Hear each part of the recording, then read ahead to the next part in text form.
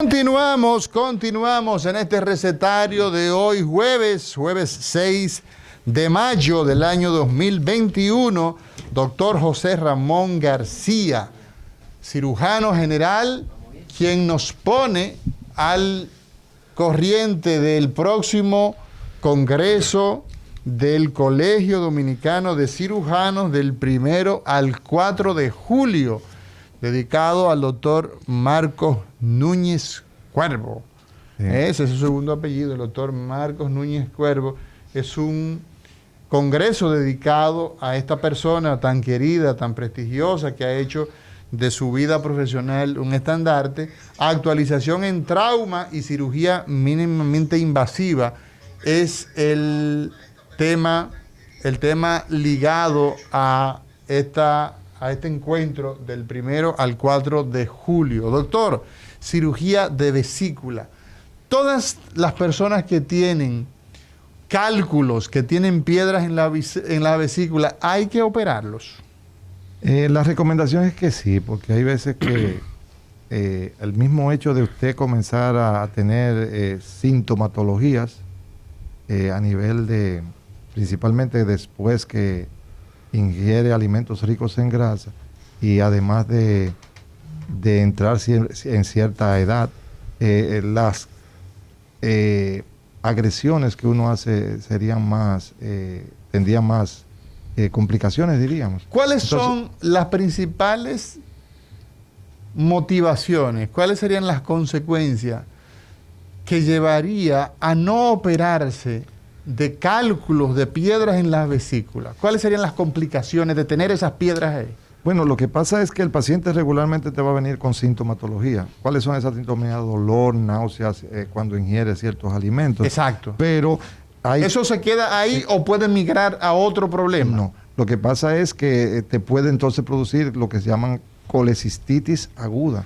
O sea, te puede inflamar más la vesícula. O sea, los cálculos, las piedras pueden llevar a inflamación. A inflamación, y entonces tú tendrías que o hacerte una cirugía de emergencia, que es la que últimamente estamos haciendo, operándola ya de emergencia. Ya nosotros casi no estamos dejando y postergándola como antes, que la teníamos que enfriar el proceso, sino que con el mismo laparoscopio hemos aprendido a que podemos abordarla y hacer en colecistitis aguda, podríamos hacer los procedimientos. Y también son pacientes que te pueden producir pancreatitis, porque recordar que decíamos anteriormente que las vías biliares se comunican también con el páncreas, con las vías pancreáticas. Exacto. Entonces eso te puede producir, la principal causa de pancreatitis, realmente son los cálculos biliares. No simplemente el alcoholismo ni nada de eso, sino que principalmente... O sea, que un cálculo, una piedra en ese conducto puede provocar una enfermedad al páncreas. Al páncreas, porque hay un aumento de la presión a nivel de esos conductos, lo cual también produce inflamación del páncreas.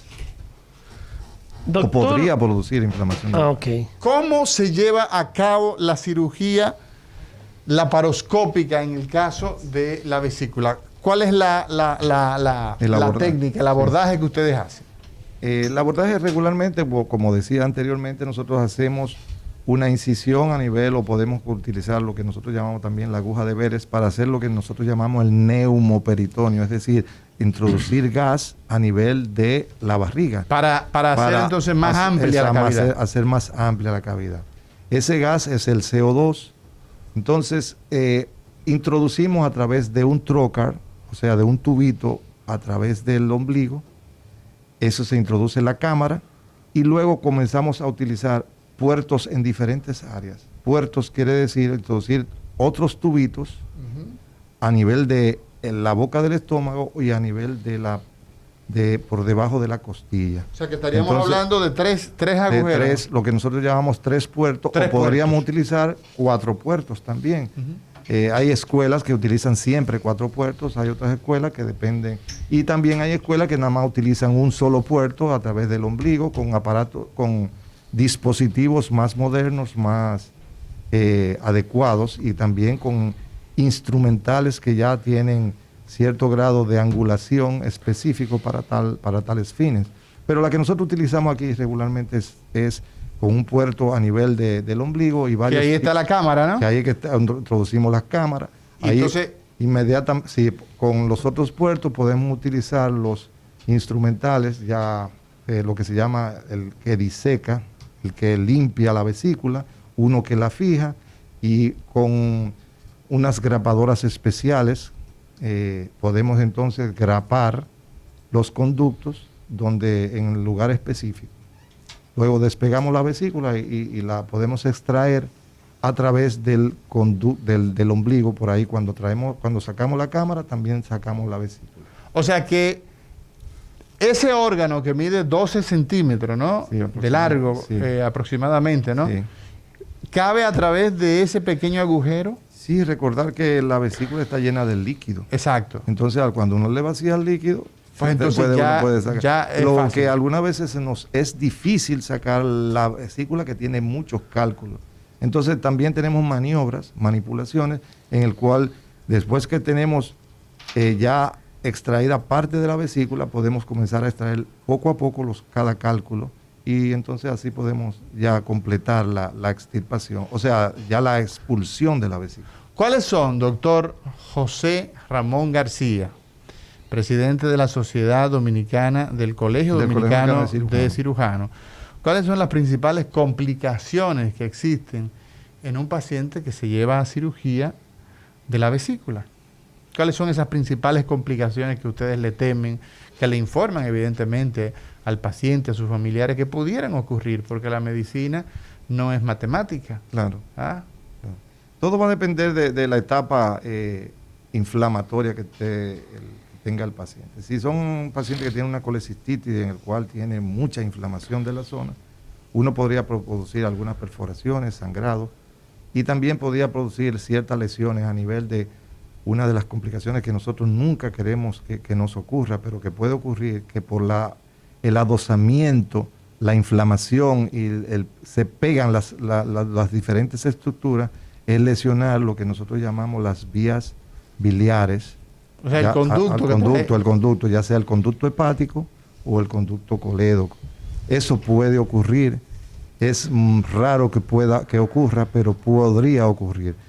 Pero ya como ahora mismo en el congreso que vamos a tener, casualmente vamos a tener varios expositores los cuales van a tratar esos temas y nos van a exponer cuáles son inclusive las medidas que debemos tener en ese tipo de pacientes. Ya aquí hay muchos muy buenos gastroenterólogos que también manejan con los estudios endoscópicos, como se llama la PCR, la pancreatoenostomía endoscópica, que nosotros... Sí, el ERCP. El ERCP, lo podemos... se puede producir cierta estenosis a nivel del colédoco, podría producirse cierta ligadura, y ellos pueden también manejarlo en conjunto con el cirujano. Entonces, esos son procedimientos que pueden resultar en más complicaciones cuando existen estrechez muy marcada del drenaje a nivel ya del duodeno. Sí, cuando existe algún impactamiento o cálculos ya a nivel del mismo colédoco, porque no simplemente hay cálculos a nivel de la vesícula, sino que cuando esos cálculos salen hacia el conducto, a nivel del colédoco también hay, entonces el cuadro del paciente es más complicado. Entonces, ¿qué se hace, doctor, cuando nosotros no solamente tenemos cálculos, no solamente tenemos piedras en la vesícula, sino que también tenemos piedras en el trayecto a nivel de ese conducto que usted señala, como el conducto colédoco? ¿El cirujano hace intervención a nivel del colédoco o hay que hacer una intervención adicional por vía endoscópica? O sea, a través de la boca pasamos al esófago, estómago, duodeno. ¿Cómo se hacen las cosas? Si el paciente uno le diagnostica una coledocolitiasis, que es la cálculo en el colédoco, si se diagnostica previamente, quien debe intervenir ese paciente de inicio es el gastroenterólogo intervencionista. Le llamamos al doctor Signi Espinosa para eso, ¿verdad? Sí, entonces ellos tienen la capacidad de entrar al duodeno, buscan donde drena, donde termina el conducto colédoco, abren ese conducto, y por ahí pueden sacar con un tipo de sondas especiales, pueden sacar por vía endoscópica, ¿no? Por vía endoscópica. Entonces eso es lo ideal que nosotros debemos hacer. Y Sí. posterior entonces Y posteriormente se hace la colecistectomía. Se dice, según los protocolos, usted debe hacer el procedimiento e inmediatamente ese paciente debe ser llevado a hacer colecistectomía. Exacto. O sea, Doctor, porque no vamos a tener algo ahí que... doctor, los procedimientos endoscópicos, los procedimientos laparoscópicos, ¿son cubiertos actualmente por la Seguridad Social? ¿Están en cobertura? ¿O siguen siendo financiados por el paciente? ¿Cómo es esto? Todo va a depender de la cobertura. Regularmente la cobertura, lo que se llama el plan básico de salud, Sí. cubre casi siempre las colecistectomías. Pero ya los a nivel del gastroenterólogo y de las endoscopías, que procedimientos así por ejemplo, ya el ERCP, eso, regular, puede ser que el paciente tenga que cubrirlo. Pero la cirugía laparoscópica como tal sí está en cobertura. Eso es una buena cosa porque lamentablemente nosotros vemos que los procedimientos de vanguardia, aquí hay retrasos de más de 10, 15 años de demora. Todavía nosotros tenemos procedimientos que nos vemos obligados a tener que someter al paciente a un gasto de bolsillo altísimo en todas las especialidades quirúrgicas o lamentablemente en muchos casos tener que estos pacientes pues operarlo por vías tradicionales donde ya prácticamente no se realiza. Claro que sí. Entonces, pero qué bueno que están en cobertura. Vámonos al pueblo. Tenemos el 809-682-9850. Es la línea de contacto con nosotros, con el doctor José Ramón García, cirujano. Hoy vamos a hablar, hay preguntas aquí. Hay una señora que nos pregunta a través de la Instagram, nos dice: doctor, usted pudiera decirnos, tengo mi esposa, con un dolor permanente en el lado derecho del abdomen, debajo de la costilla, sufre de estreñimiento, ¿qué pudiera hacer? Bueno, ahí ya tenemos que entonces hacer una evaluación clínica del paciente primero y luego hacer las diferentes evaluaciones y estudios del lugar. Si el paciente sufre de estreñimiento, hay que investigarle ya a nivel intestinal, ver bien sus hábitos de evacuación, ver también si existe otro tipo de manifestación a nivel de todo lo que es la cavidad abdominal, es decir, de todo lo que es los cuadrantes del abdomen. Pero si están con dolor fijo regularmente en esa zona, una indicación sería utilizar la sonografía como un método diagnóstico. Bueno, vámonos al pueblo. Diga usted, adelante. Sí, buenos días. Buenos días.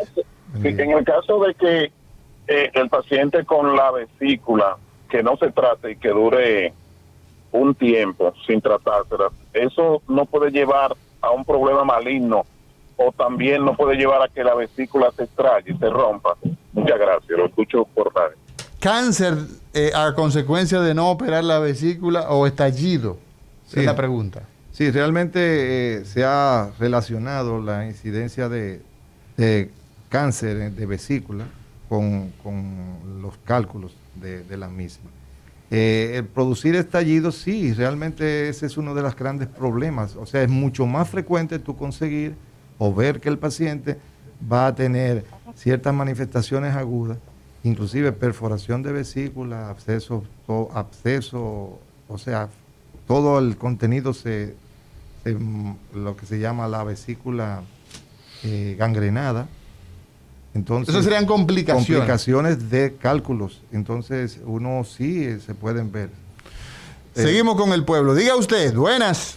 Sí, buenos días. Buenos días. Buenos días. Doctor, yo soy una paciente operada de la vesícula. Tengo 5 años que me operaron de un pólipo que tenía en la vesícula. Salió siendo maligno. Pero después que me hicieron la cirugía me he quedado con un reflujo y y eso me molesta mucho porque ronco mucho de noche y es una molestia continua. Bueno, si usted, el reflujo es a nivel a nivel de la boca, se siente siente los diferentes... Ya está afuera. ¿Aló? No, ya está afuera. Está fuera de la Bueno, ya. si realmente ella lo que tiene es un reflujo esofágico. Una consulta gastroenterológica sí, pura. debe verle el gastroenterólogo. Pero porque realmente no vemos, es muy difícil que usted pueda ver ese tipo de manifestaciones a nivel de... habría que investigar si tiene algún tipo de hernia hiatal. Todo eso son cosas que ya escapan o tendríamos que hacer otro diagnóstico porque son 5 años. Otro paciente para Sidney Soto. Sí, más o menos. Adelante, buenas, diga usted. Buenos días. Doctor, escúcheme, yo acabo de llegar a la casa, yo quería saber qué es lo que produce la vesícula. A mí me la diagnosticaron, tengo que hacer la cirugía, pero el problema de la COVID como que nos metimos en miedo. Sí. ¿Qué produce eso de las piedras, por favor? Bueno, regularmente las piedras que se producen a nivel de la vesícula es un problema a nivel del metabolismo de las grasas. Regularmente los pacientes tienden a ingerir ciertos tipos de grasas, las cuales no producen precipitación, o sea, concentración de la bilis a nivel de la vesícula. La bilis es la sustancia, como decíamos, que se produce a nivel del hígado. Y entonces esa sustancia se tiende a concentrar y hay una alteración a nivel de esa concentración y esa precipitación que se produce de la bilis y de los residuos y de los elementos sólidos que tiene la bilis a nivel de la vesícula. Diga usted, buenas. Aló. Adelante. Sí, a mí me operaron de una hernia. Hable un poco más fuerte, por favor. Se operaron una hernia. Sí, entonces me pusieron una malla. Todas las mallas que ponen son... Ellos me recetaron una de una casa conocida, pero el seguro mandó a comprar una alemana. Todas las hernias todas las mallas son iguales. Porque a veces siento como alguna molestia cuando me doblo o algo así. Una hernia inguinal. Mira, las hernias inguinales últimamente se están casi todas operando y poniéndole lo que se llaman las prótesis o las mallas. Hay diferentes casas comerciales con prótesis o mallas que hay unas que son absorbibles en parte, o sea, tienen un elemento que se puede absorber, pero hay otro elemento que no se absorbe. Hay otras que sí son completamente no absorbibles, el cual se mantiene siempre ahí. Hay una fibrosis en toda la zona y eso impide que se vuelva a formar la hernia. Regularmente cuando son tipos de ese tipo podría causar ciertas molestias porque es un elemento, un cuerpo extraño que uno va a tener en esa zona. Es igual que, por ejemplo, a los pacientes que, por ejemplo, una fractura, que le ponen una prótesis o sea, que le ponen un clavo. Algo El así, famoso clavo. tienden a también causarle molestia. Regularmente son reacciones a cuerpo extraño que uno va produciendo, que se puede producir. Pero si eventualmente no hay inflamación, solamente hay una simple molestia, lo que uno tiene que tratar es de visitar a su médico y tratar de ver si se puede mejorar. Pero regularmente ese tipo de manifestaciones, uno puede durar un tiempo con ella y posteriormente puede mejorar y acostumbrarse al tipo de molestia. Lo importante es que no vuelva a salir la hernia. Eso es lo más importante. Seguimos con el pueblo. Diga usted. Sí, buenos días. Buenos días. Buenos días. Mire, le quiero consultar, debe ser con usted, neurocirujano. Ajá. Recientemente a mí me dio un vaído, ¿verdad? Yo sentí como que todo me daba vuelta. Hace un tiempo me di un golpe y me pasó eso y fui a un neurocirujano, me mandó a hacer todos los estudios del corazón, de los oídos, de todo. Me puso un tratamiento y todo bien, eso hace como más de un año, pero ahora sentí eso. Mi colesterol, todo está bien y mi triglicéridos. ¿A qué usted cree que se deba? ¿Qué debo hacer? Mira, lo más importante en estos casos donde usted habla de un síndrome vertiginoso, Es como nosotros lo concebimos, esa sensación de mareo, sensación donde usted pues se percibe dando vueltas o que usted ve las cosas dando vueltas. Entonces, otorrinolaringología es una ruta adecuada en principio, y neurología clínica. No es correcto visitar a un neurocirujano por un tema de mareo. Los mareos que el neurocirujano debe ver son aquellos que son provocados por tumores, y eso evidentemente que es una proporción muy baja. Bueno, nosotros tenemos ya el tiempo que hemos agotado en el día de hoy. Agradecerle a usted, doctor José Ramón García, presidente del Colegio Dominicano de Cirujanos, y reiterar que el 1 al 4 de julio de este año tendremos el Congreso, el número 38. 38. Dedicado a este amigo muy querido, el doctor Marcos Núñez Cuervo, con los temas que son la actualización en trauma y cirugía mínimamente invasiva. Agradecerle, doctor, de todo corazón que usted haya sacado este tiempo para estar con nosotros. Y le agradecemos a ustedes también que nos permitan dirigirnos a su audiencia, a esta audiencia magnífica que tiene. Recordarles o decirles que pueden comunicarse con nosotros a través de la web, el Congreso Virtual del Colegio Dominicano de Cirujanos .com.